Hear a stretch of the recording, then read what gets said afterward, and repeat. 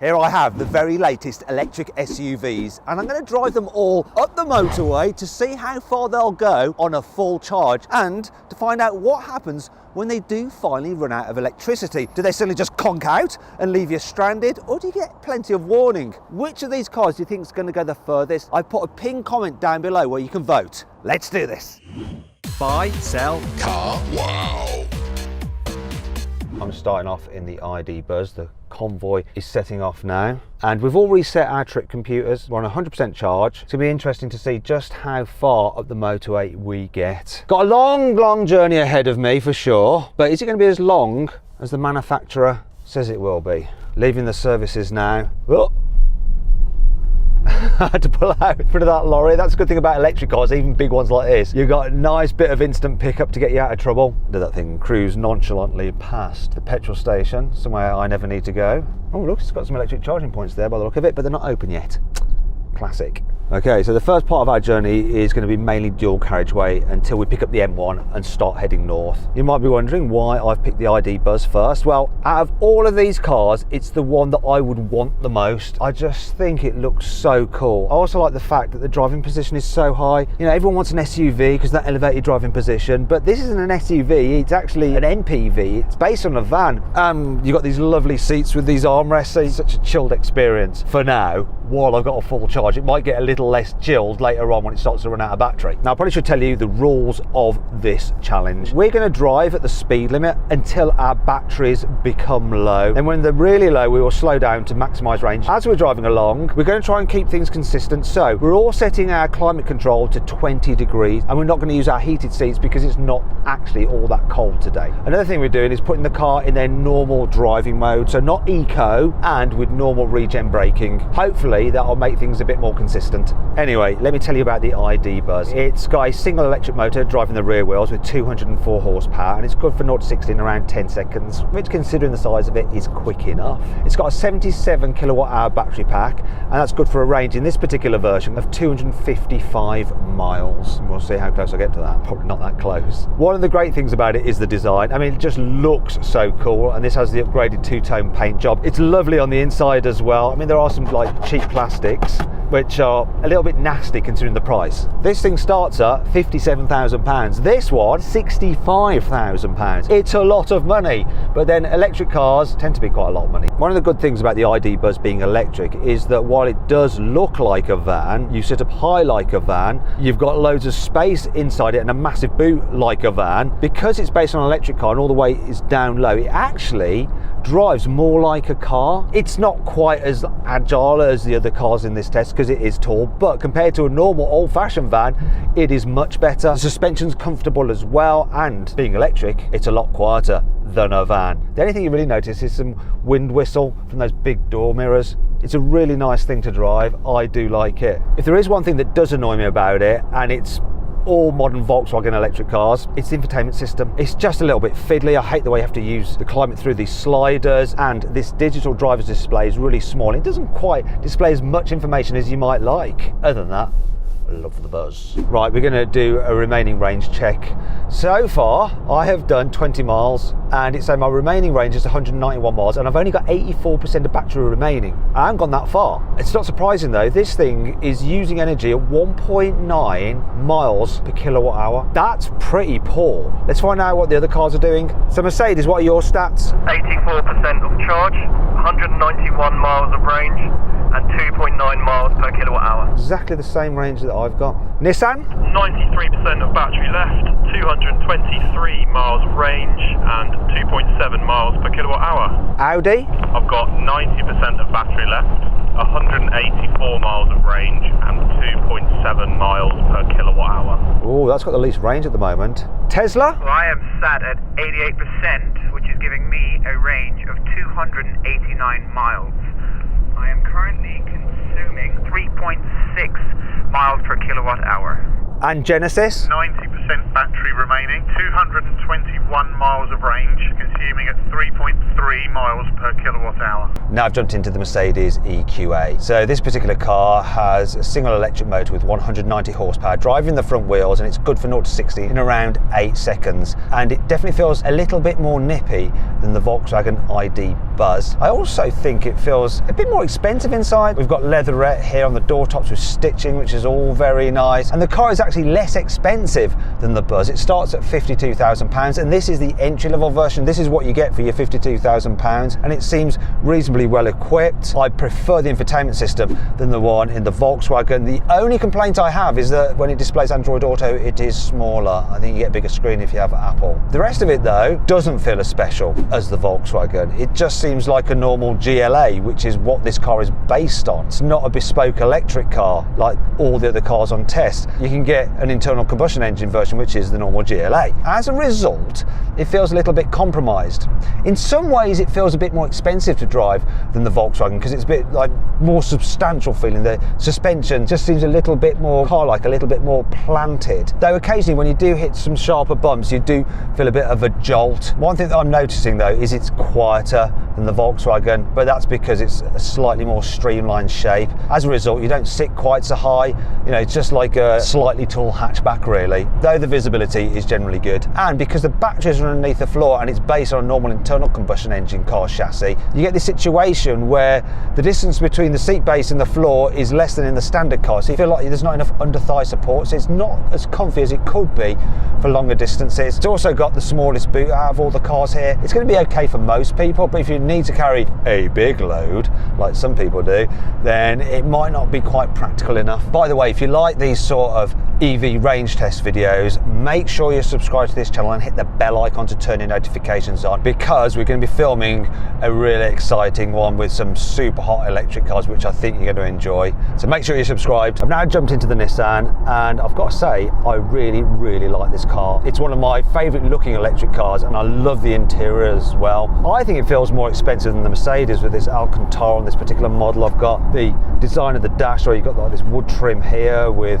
touch sensitive buttons there for the climate control, but they are real buttons. Look, they do work. They're not actually poppy outy buttons, but that's better than having to operate it through the screen. And the screens, I like the way they're curved like that. It's really, really nice. Plus, I've got widescreen Android Auto. Now this Nissan is actually less expensive than the Mercedes, so the starting price is £46,000. So this one that I've got here is £54,000. For that, you get the larger battery with 87 kilowatt hours capacity. That's good for a range in this car, 310 miles. That's because it's got the big fancy wheels. If you get the smaller wheels, you can get up to 330 miles of range out of the area. In terms of the performance, it's got 242 horsepower. It does feel a little bit nippier and more responsive than the Mercedes, though I think that it's not quite as quiet, and I feel the bumps a little bit more in this, but there's hardly anything in it, and it's generally pretty decent to drive. There's certain things I really love about it, like features such as this. Look, the movable center console, so you can have the armrest just where you want it.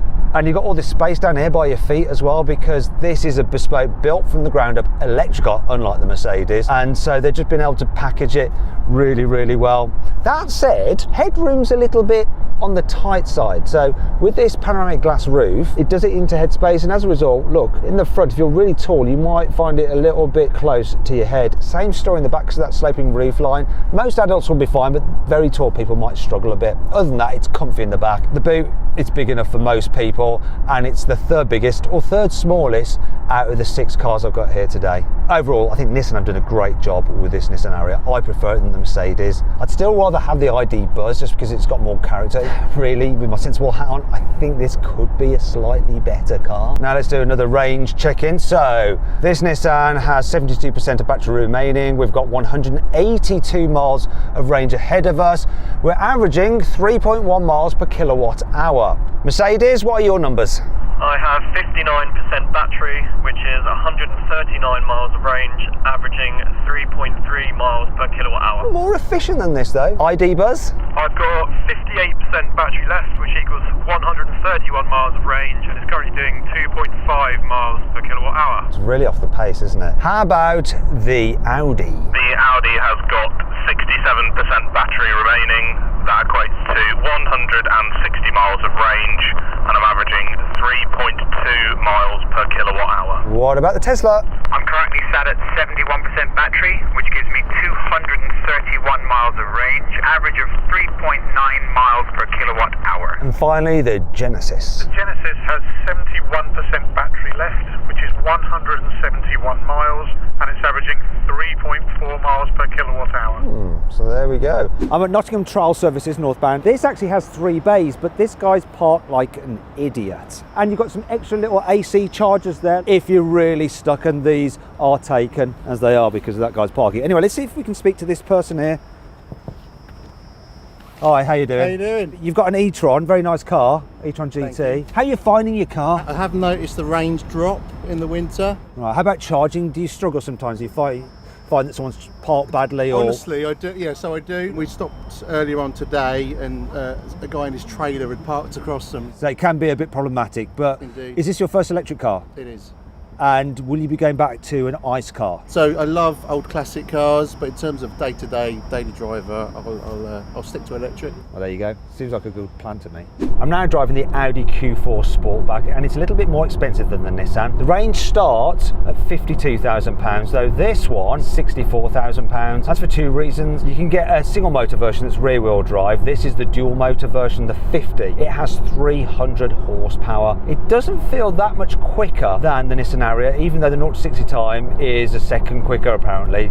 Does it in just over 6 seconds, but when I put my foot down at these speeds, it doesn't feel that much more responsive. All Audi Q4s have a 77 kilowatt hour battery pack, and in the case of this particular car I'm driving, it should be able to do 312 miles. As for the reality of driving it, it's fairly nice. It seems quieter than the Nissan, similar to the Mercedes. The suspension's a little bit more settled than in the Nissan as well, quite similar to the Mercedes. Though one thing I have noticed with the Mercedes is that car's on 18-inch alloy wheels, so it's got some big, thick tyres which help absorb bumps, whereas this is on 20s. It's easily as comfortable as the Mercedes, despite having those bigger wheels with less tyre sidewall, so that's good. For general driving, yeah, it's quite a nippy car. It handles pretty well considering it's a taller vehicle. As long as you raise your seat up, you can get a decent view, although I do think this windscreen is quite steeply raked, so it doesn't feel so much SUV-like as more like almost sporty. Still practical though, so there's a decent amount of room in the back. The sloping roofline does eat into headspace a bit, but it's better than the Nissan, though remember that car did have a panoramic roof, which makes things a little bit worse. Regardless, the boot on this is bigger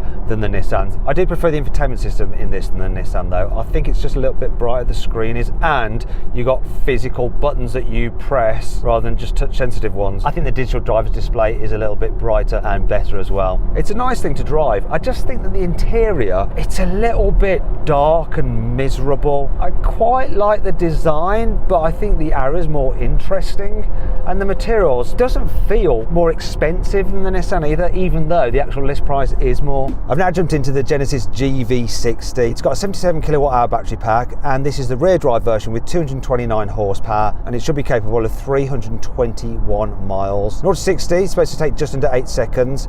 It feels a little bit quicker than that when you put your foot down. It's quite responsive. In fact, the whole car feels a little bit more responsive than the others. The steering's just a little bit sharper. You sit a bit lower, I think, as well, so it feels a bit more hatchbacky and a bit more darty.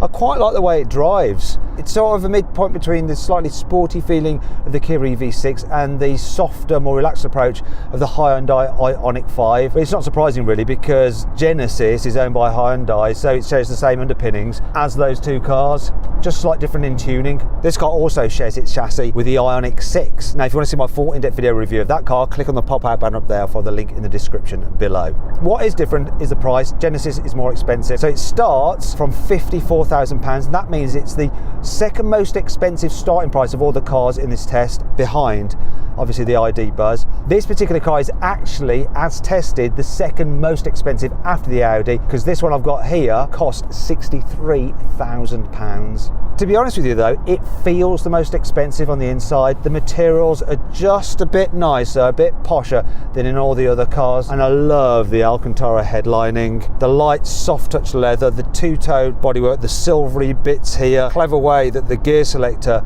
rotates over when you start the car. It does feel a little bit special. Good infotainment system, good digital driver's display, separate climate controls. As for practicality, there's a decent amount of space in the back. Headroom might be a bit tight for people who are really tall all. It's not too bad. Only slight issue is the boot is the second smallest here, but it's probably still going to be big enough for most people. I really do like it. It's got really cool little like touches like this here, oh dear, and all the safety kit in the world when you're looking down, fiddling with switches you shouldn't be. That was a lane departure warning there. I also like this feature as well. When you indicate to change lanes, a camera shows you what's in your blind spot. That is really good. Do you know what? So far, out of all the cars I've driven, this is my favourite to drive, but it's still not my favourite to be in, despite being the most luxurious. That is still the quirky ID buzz. There's just something about it I love. Let's do another range check-in. The Genesis has 51% of its battery remaining, and that should give me a range of 122 miles. It's averaged 3.5 miles per kilowatt hour so far. How's the Nissan doing? The Nissan has 53% battery left, which means 142 miles of range, and it's currently averaging 3.2 miles per kilowatt hour. Audi? 44% battery, 109 miles remaining, 3.2 miles per kilowatt hour. What about the Mercedes? 36% battery, 85 miles of range, 3.3 miles per kilowatt hour. Volkswagen? 33% battery, 74 miles left of range, 2.7 miles per kilowatt hour. Finally then, the Tesla. Go on, how much are you beating everyone by? So my battery is at 51%, 174 miles, 4.1 miles per kilowatt hour. Basically, I'm winning. You think you're winning, but you won't be winning for much longer because I've jumped into the Tesla and straight into a traffic jam. Now, I'm quite glad I'm in this car in a traffic jam because I've got auto steer. We've got navigate on autopilot. I think we've got a diversion coming up. So let's see if it will navigate me off at this junction. Kai, you should definitely be getting across. Sod it, let me just indicate myself. There we go, look, it's finding a space. It's also showing me what's in my blind spot. Oh, this is not happening here. The road is closed, Tesla. Knobhead. You know, I had to take over there to just not hit that cone. Anyway, let me tell you about this Tesla. It starts from £45,000. That's for the single motor version. This is the long range, and it's actually £53,000. But then you get two electric motors, one on each axle, so it's four-wheel drive. That means combined you have 384 horsepower, which is good for 0 to 60 in under 5 seconds, and it really does feel quick when you put your foot down. I mean, it's just in another league. The battery capacity of the long range is 75 kilowatt hours, and that gives you a range, a claimed range, of 351 miles. That's with the 19-inch alloy wheels. We're rejoining the motorway now. I'm going to see if it can actually join the motorway after descending the ramp. Let's see if it can do that on Navigate and Autopilot. It should be able to. Now, there's no traffic coming, so it should be all right. Auto steer's aborting. Shut up! So it's asking to change lane. Use indicator to confirm. Go on. Apply slight turning force. There we go.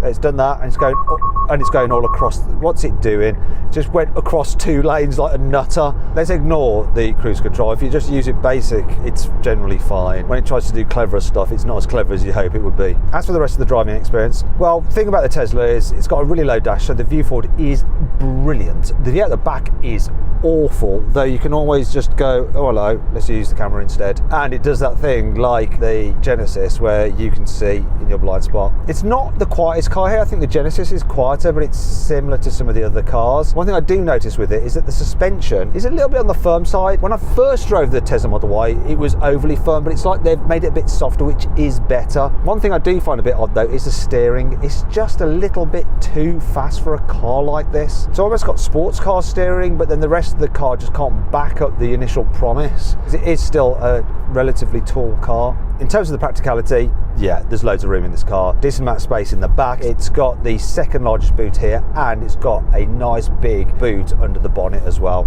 The interior, people complain about Tesla build quality. It's fine if you ask me. I like the fact it's minimalist. This screen, it's not great having to look over here for the speed. I wish I had a heads-up display, but really once you're used to the whole system and how it works, it's actually quite good, and most things you just control with voice commands that actually do what you tell them to. So turn off windscreen wipers. Oh, you let me down. It even wrote what I said. Turn off windscreen wipers. It says wipers off and it's still on. What the f... Let's do a bit more autopilot. Request lane change to follow route. Yes. There we go. Let's change lane. Do it, do it, do it. It's doing it. We had success with changing lane and navigate on autopilot. Let's do another range check-in. This Tesla has 39% of the battery remaining, and that equals 128 miles of range. I've done an average energy consumption of 257 watt-hours per mile, which equates to 3.9 miles per kilowatt hour. Nissan, what are your numbers? 38% battery left, which equals 99 miles of range, averaging 3.2 miles per kilowatt hour. Audi? 28% of battery remaining, 67 miles of range, 3.2 miles per kilowatt hour. Mercedes? 18% of battery, 42 miles of range, and 3.3 miles per kilowatt hour. I think the Mercedes might be leaving the motorway first and going to find the nearest charging station. Volkswagen? Things are looking a little gloomier here. Oh. I have 15% battery, 30 miles of range, 2.6 miles per kilowatt hour. At 20%, I've had a low battery warning flash up, and the sat-nav's offered to find me somewhere to recharge. Unfortunately, you're going to have to ignore that for now and press on until it actually runs out of battery. The Volkswagen's definitely going to have to leave first, and it'll probably be closely followed behind by the Mercedes. What's the Genesis doing? 34% of battery, which is giving me 77 miles, 3.4 miles per kilowatt hour. Okay, so the Genesis is definitely the most efficient of the rest. Anyway, let's press on. See how far we can all get. God, this is boring. I've got so much further to go, like 113. This is the ID buzz. I'm definitely going to have to come off at the next junction. I've just had a warning, battery's down to 10%, so I've still got 20 miles of range. Actually, I take it all back. Things have just got exciting for the ID buzz at least. I have to leave at the next junction. We've done 178 miles, and already the ID buzz is having to peel off. Okay then, Buzz, this is you. Good luck. Wish you all the best. See ya. It's one down. Do you know what? I'm starting to get a little bit cold. I wish I could put the blooming heated seat on. Hi Matt, this is the Mercedes. I am down to 7% of battery and only 16 miles of range. I've just had a warning encouraging me to find my nearest charger, so I think I'm going to get off at the next junction. Okay, if that's what you got to do, that is what you have got to do. So I'll let you leave now and wish you the best. Bye-bye, Mercedes. I'm going to do another range check now. The Tesla's got 26% of its battery remaining, which it thinks is worth 85 miles of range, 260 watt-hours per mile, which is 3.8 miles per kilowatt hour. It's gone down a little bit. What is the Nissan doing? 21% battery, 54 miles, 3.2 miles per kilowatt hour. Genesis? Sat here with 19% battery, 41 miles, and I'm averaging 3.4 miles per kilowatt hour. And finally then, Audi. 11% battery remaining, 24 miles of range, 3.2 miles per kilowatt hour. Have you had any warnings yet? Because that's quite low. I've got a red charge bar now, and I've got a warning saying that I need to find a charger. There's a junction coming up here, Audi. You're going to have to leave here. Yeah, this is goodbye. Goodbye, Audi. Sorry to see you leave. So far, we've done 231 miles. The Tesla has 16% of battery remaining and 51 miles. It's averaged 257 watt-hours per mile, which is 3.9 miles per kilowatt hour. What's the GV60 saying? Things aren't so rosy for me here. I'm at 6% battery, 16 miles of range, 3.4 miles per kilowatt hour. Gonna find a junction in 7 or 8 miles and have to peel off. What's happening in the Nissan? 9% battery, and it has a 22 mile range, 3.2 miles per kilowatt hour. When the battery hit 10%, a warning came up saying battery's too low. We'll stay on the A1M because I've got 19 miles left, so it's fine. I'm actually going to leave at the next junction as well because I found a charger that's quite a few miles away, but I need to go same direction as the Genesis actually, and the Nissan is just going to stay on this road because he's found a charger that is within his range, and the idea is that we'll get near our chargers and then circle like sharks until the cars run out of battery. So Nissan, I can see you disappearing into the distance as you go your own way, as Fleetwood Mac said. You can go your own way. Some time later. Yeah, so that was my exit. Looks like I'm pushing some boundaries. Oh my God, he accidentally missed his blooming exit. I guess what you can do is take the next exit and then double back on yourself to get near that charger. You might just about have enough range for it. Thank you very much for adding some extra jeopardy into this video. You're ever so welcome. Rather him than me. Are you leaving on this junction, Genesis? I am indeed. See you all later on the other side. Good luck. Good luck to you too. Hopefully you'll make it. then maybe you won't. I've got the cruise back on, letting the car do its thing. That's interesting as well. Look, I've actually got a call coming in. Hi Matt, it's Paul in the VW ID Buzz. Ah, okay, you're the first to fall. It's run out, hasn't it? Yeah, it stopped. It did 203, 9 of which were after it was down to 0% battery and 0 miles of range. The ID Buzz averaged 2.7 miles per kilowatt hour. And what happened when it broke down? It had been telling me for a little while I needed to charge it, and then suddenly all the mood lighting went red, which was a nice touch, and at that moment a big flashing light on the dashboard came up and said that it was into manoeuvre mode only, charge immediately. Right, well that's that done. I'll leave you to it. Can you get it to a charging station? Is it charging? Just ended up slightly too far away to get it back to the charging point. Okay, all right, well good luck anyway. Oh, that's interesting. A little notice has just flagged up for me to stay below 60 miles an hour to make sure I get to my destination, though it is saying down here, look, it's 31 miles to the destination and I'll arrive with no battery, even though the actual range is saying that I've still got 35 miles of range left. It's a bit confusing. Oh, here's another one. Hello, who's that? It's Darren in the Mercedes. You've run out of battery, haven't you? I did about 10 miles on zero and got to 208 miles overall. Averaged 3.2 miles per kilowatt hour. I spent about 45 minutes driving around in circles in a car park, and then it all just cut out and I rolled to a stop. I can see the charger just out of reach. After all that driving around in circles. Well, there's a guy who's been watching me for quite a while from his flat window, so if he isn't calling the police, he might come down and give me a hand. Or he might come down and mug you. Yeah, there is that too. Well, good luck getting a charge. Thanks very much. Mercedes just about beat the Volkswagen. Which one's going to be the next to fall? I've been cruising along at 70 and I've now noticed the remaining range is 16 miles, which is exactly the same as the distance to the charging location. So I'm going to do what the car said and actually drop my speed below 60, because at this rate the remaining range is going to go away quicker than the remaining miles to go, and I don't want to be left stranded on the dual carriageway. Destination is 5.3 miles away, that's where the charger is. To get off this dual carriageway, it's 4.8 miles, but I've only got 2 miles of range left. It's going down so quickly. I'm backing off, I'm going to go under 50 now. Squeaky bum time. Oh, this hill is not a good thing. Come on, we're at no miles of range. It's empty, though it's not quite empty. There's some secret charge left in there. I've got 3 miles of secret charge. Hopefully we're at the top of the hill as well, and I can start coasting down it. There's a lot less performance. Now, I've experienced this before actually, because I've done a range test in a Tesla Model 3. It's feeling as responsive as that car did when it just about ran out. Right, we've got a mile. Come on, Tesla. I just need to get off here. Here's the junction coming up now. Come on. Okay, I've pulled into a little village where we can drive around in circles. Oh, and it's got a pizza place as well. Winning. I've come quite a long way from the charger, 2.2 miles, so now I've got to try and get back to it. Hopefully the car will hold out until then. Oh, it's a phone call. Hello Matt, how you doing? It's Jack in the Audi. Have you stopped? Yes, I've stopped within 2 metres of a fast charger, but the cable won't reach.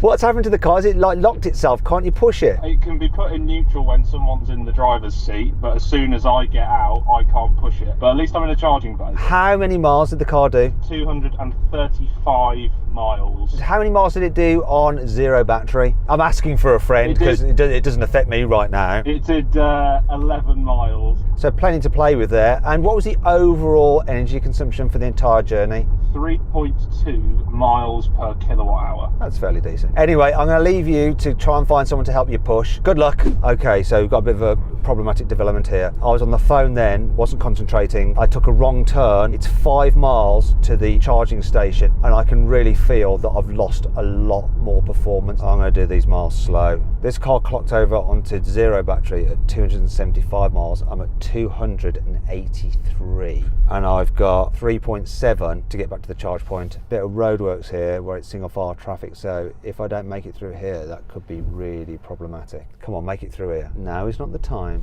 to die, because this looks like a bridge. Oh, we're going up another hill. It's even got the name Hawk Hill. How long is this hill going to go on for? Oh, it's down to 20 miles an hour. I can see down the hill. Come on. Oh no, it goes up again. Oh. Battery charge now. Pull over safely. I found somewhere. I'm going to dip in here. I've had to pull into a farmer's field. Fortunately, farmer's field, entrance to it, I was able to pull off that road. I was like 1 mile away from the charger. Electrical system is enabled to support all features. All right, hopefully it will support the trip computer. So in total, the Tesla did 285 miles, so 10 miles were where it said 0% battery. Average energy consumption over the journey, 255 watt hours per mile, which is 3.9 miles per kilowatt hour. So I'm stuck in a farmer's field. What am I to do? I know. I'm going to call the AA. We're going to need a low loader to come and rescue me. This car can't be towed because look at this. If I go into service, I can't just be towed, I need to be lifted. So I need a flatbed. Now I'm going to just find out what's happened to the Genesis, see if he's run out of electricity yet. I would phone using Bluetooth, but I can't because it's actually reducing what function I can use in the car and it wasn't connecting to the Bluetooth anymore. So I'll do it with my phone. Hello. Hello Genesis, how's it going? Good.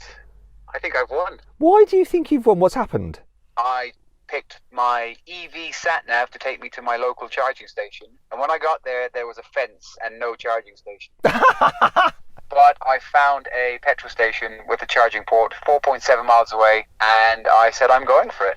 So I drove, and by the time I was peeling off, my foot was to the floor, and there was nothing left. I rolled into the forecourt, managed to loop it round, and I reversed back with nothing left. And I'm sat in my charging bay now, but it's not a fast charger, so I'm waiting 2 hours, 20 minutes to 100%. But you are so lucky to have made it to a charger. I'm stuck in a farmer's field waiting for breakdown recovery.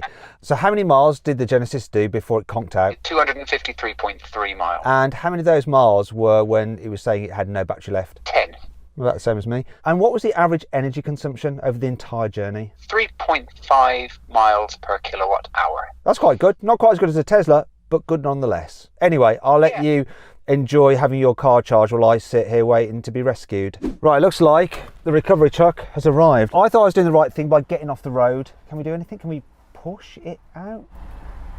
So I had this vision, right, that what I could do is like pull over, stayed away, made space there so that like a recovery truck could, if it needed to, get down in front of me. But it seems like it was the wrong thing to do. Yeah. This is interesting. It's just popped up low voltage energy remaining. After that, I'm going to have to start using the manual release for the doors and stuff. We don't want that to go too low. Look, it tells you what to do. Open doors manually if vehicle loses all electrical power. Oh, got a phone call. Hello, that must be the Nissan. It is indeed, yes. How far have you gone? 267.1 miles. Yes, the Tesla wins then. How many of those miles did you do with zero battery left? 8.2 miles. We're all doing about the same, around 10 miles almost, like with no battery left. What was your average energy consumption over the entire journey? 3.2 miles per kilowatt hour. And what happened when it ran out? Everything's still switched on and I can use everything inside, but I just now have so little power that I can't even get up the tiniest ramp out of the car park. Are you near a charger? I'm near a charger. I reckon I can just get this guy over here to help me push it the last couple of feet and then we'll be good, to be honest. All right, see you soon. So we've had a bit of a development. The AA tried to fit the towing eye to the mount at the rear, but apparently there's no thread in it, so you can't screw it in. Did they forget to like thread it or something at the factory? Well, it appears that the AA have managed to get the low loader down into the field. They've got a workaround for the lack of place for the towing eye. They've just mounted a rope to the chassis and one of the strong points on the car, so it should be fine. And then they're just going to winch me onto the flatbed and we should be good. What I'm going to do as a precaution is lower a window so that if the exterior doors, which are electrically operated, don't work anymore, I can reach in and use the manual release inside. Hey, yeah, could you put it in transport mode for me, please? Okay, sure. So service, towing, transport mode. There we go, it's ready for you. That's it, isn't it? Okay. Turn the steering wheel around. I'm not being very helpful, am I? Oh, it's no power steering. Oh, it's like doing bloody hell. Obviously, I ran out of charge on purpose. This is not what would normally happen. I wouldn't do this. I've driven many a Tesla and never actually run out of battery power when I've been trying not to run out of battery power. But it does go to show, if you're a complete idiot and get it completely wrong and you do run out, there are people who can help you. Just like with any car, really. You know, if I didn't fill it up with fuel and I just kept on driving like an idiot. Same level of shame. Shame! Shame! Just see when you're happy to get out. I'm quite happy here. Am I allowed to travel like this? Unfortunately, you cannot. Oh, okay. I don't have to walk behind, do I? No. Okay, right. I like you in my truck. Okay, let's go in your truck. I'm nice and comfy in the big AA recovery truck. Ben's driving, my hero. So if you can take me to the charging station, that would be brilliant. Not a problem. All's good. We've got the car dropped off at a charger and it's rapid charging. Now, if you'd like to watch another video where we range test some EVs with the longest range of all EVs on sale, click on the pop-out banner up there or find the link in the description below. If not, I'm going to give you the score on these cars. So, the one that went the shortest distance was the Volkswagen ID Buzz. It did 203 miles, which is 80% of its claimed range, and it averaged over the journey an energy consumption of 2.7 miles per kilowatt hour. Next was the Mercedes. It did 208 miles, which is 79% of its claimed range, with an average energy consumption of 3.2 miles per kilowatt hour. Then there was the Audi. It did 235 miles, which is 75% of its claimed range, with an average energy consumption of 3.2 miles per kilowatt hour. In third place was the Genesis GV60. It did 253 miles, which is 79% of its claimed range, and an average energy consumption of 3.5 miles per kilowatt hour. In second place was the Nissan Ariya. It did 267 miles, which is 86% of its claimed range, and it averaged 3.2 miles per kilowatt hour. But the winner and the car which went the longest distance was the Tesla Model Y long range. It managed 285 miles, which is 81% of its claimed range, with an average energy consumption of 3.9 miles per kilowatt hour. It's now charging at 191 kilowatts and it'll be fully charged in about an hour. Once it's done that, I'm going to get back in it and drive 5 miles all the way home to bed.